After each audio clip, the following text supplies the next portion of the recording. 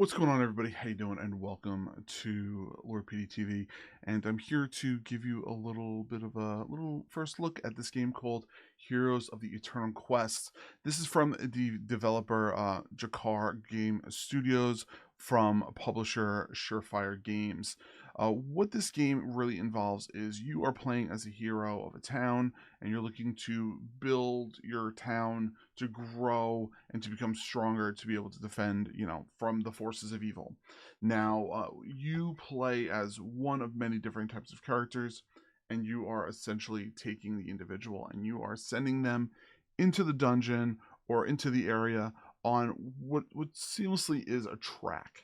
Now, what makes this more interesting and a little bit different than other types of games you may be accustomed to, that is, this game is pretty much, it's on rails. And I'm saying you pretty much, you send your hero in through the portal. You end up sending them through this dirt path that allows them to learn through fighting what to get stronger, to be able to fight, the boss and the demons of that area. Every single level, they start off as, a level 1, so they have to end up growing and getting stronger. Now, there are I think it's 6, off the top of my head, I think it's 6 different characters you can play, each with different abilities. You could play as a normal knight, you could play as a healing type of character, almost, and you could play as a mage, you could play kind of as almost like a thief type shadow fighter class assassin. There's one that's like a werewolf, like um, a shapeshifter of sorts. There, and then there's like a knight. I mean, there's so many different variations of the fighters that you can send into this dungeon. What makes it very unique and different than other people playing it, or I should say other games that are being played, is the fact that when you end up, over time, when you kill monsters, you can get cards. These cards allow you to place different objects all over the map, which allow you to get stronger.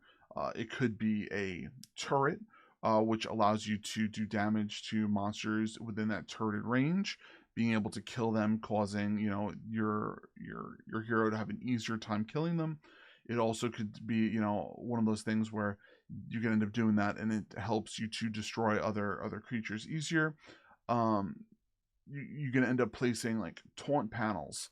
You can place traps down. So essentially, if you take a taunt panel and you place it in one location, and you place like a hurting panel next to it, it'll end up so the monster, when it comes through there, it'll end up getting hurt. You can end up placing treasure chests there, which are like kind of like mimics, which you kill and you can get treasures from each time you go through the map. Uh, you can essentially take them and place them in your different tiles throughout this whole entire, adjacent to everything that's going through. The more monsters you kill, the more things you kill, the more things you can take and leave the dungeon with, which allows you to get more power ups, more land tiles. You can get lots of different other things, which makes, your gameplay a little different. Now, the things that I kind of found very unique was each character has their own different abilities. One character ends up having, you have your regular types of maximizing your, every time you level, you can maximize your damage, or you can get more health, you can get more mana, you can even learn a new skill every couple of levels. Now, the reason why I found that very interesting is that you aren't kind of bound to one type of build, which allows you to have a little more diversity in each and every one of your games and each one of your levels. Now, I found it was a little harder than I was expecting. I thought I was going to be able to just kind of just walk in and just stomp the dungeon and not really think about it too hard and kind of just go through it, and that just wasn't the case. It took me a little bit of time to kind of go through it. I played for a couple of hours, and I saw where, you really need to focus on certain locations, where you have to not focus on other locations, so you can kind of go through it and take care of it properly. Now, you have different, sometimes you even have different storyboard actions, I guess you can call them, that happen. Either, an ally could go through the portal so they can help you, or, you can have like an extra demon coming through. And then like the first level, at the end of 10 levels, you end up having like these lizard men come up who are super strong, and it really does make the board a little different. Um, I did find it that it was low key and it was okay. It was fun.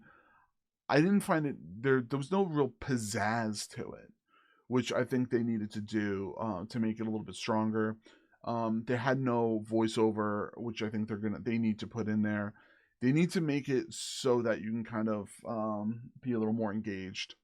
Um, One thing that did allow you to be more engaged was every single time you went fully through the map, you ended up hitting the portal again. You had the option to take whatever items you had and merge them if they made sense. So if you had two different types of pants, you could merge them. So if, like, let's say one had crit, one had HP regen, you can merge them together, and then they would be crit and regen. So they would combine stats.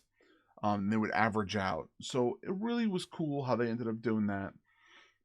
And you couldn't just like pick up any item. So I think that was something that was really, really interesting. You have multiple different things. You had swords, axes, whatever, armor. It really didn't matter. At least it didn't matter for the fighter class, the one that I worked with. So overall, I thought it was okay. I mean, it's not a game that I'll sit there and play all the time, but I will say that for the time that I did play it, it was fun. So I'll take that as a positive.